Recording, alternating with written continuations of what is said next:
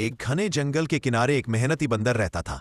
उसका एक छोटा सा खेत था जिसमें वो अपने परिवार के साथ मिलकर मेहनत करता था। इस बार खेत की फसल खूब लहला रही थी। भारी भारी बालियां, हरी भरी सब्जियां और फलों से लदे पेड़। बंदर का परिवार बहुत खुश था क्योंकि इस फसल से आने वाले महीनों की जरूरतें पूरी हो जाती। लेकिन अचानक एक दिन आकाश में काले बादल छा गए। देखते ही देखते तेज बारिश शुरू हुई और रातों रात भयंकर बाढ़ आ गई।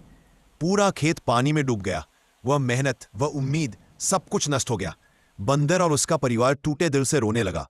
कुछ दिन बाद बंदर ने आंसू पोंछे और कहा, रोने से कुछ नहीं होगा, मुझे अपने परिवार के लिए कुछ करना ही होगा। वह शहर चला गया। वहां उसने दिहाड़ी मजदूरी की, घर बनवाने में मदद की, सामान ढोया और दिन रात काम करके पैसे जुटाए। थकान बहुत होती, पर बच्चों का चेहरा याद आते ही उसकी ताकत बढ़ जाती। कई महीनों बाद बंदर अपने घर लौट आया, अब पहले से ज्यादा हिम्मत और अनुभव के साथ। वो फिर से खेती करने के लिए तैयार था। उसने साहस के साथ जमीन तैयार की, बीज बोए, लेकिन किस्मत जैसे उसकी परीक्षा ले रही थी। इस बार बाढ़ नहीं बल्कि सूखा पड़ गया।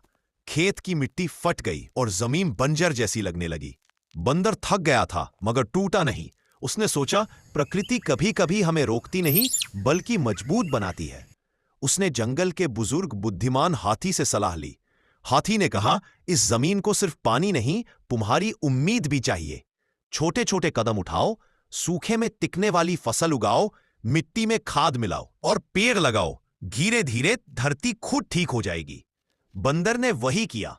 उसने धैर्य रखा, छोटे छोटे पौधे रोपे, मिट्टी को सुधारा और पास के झरने से नहर बनाकर पानी खेत तक लाया।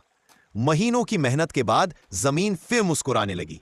नई फसल उगाई, पहले से भी अच्छी, पहले से भी मजबूत।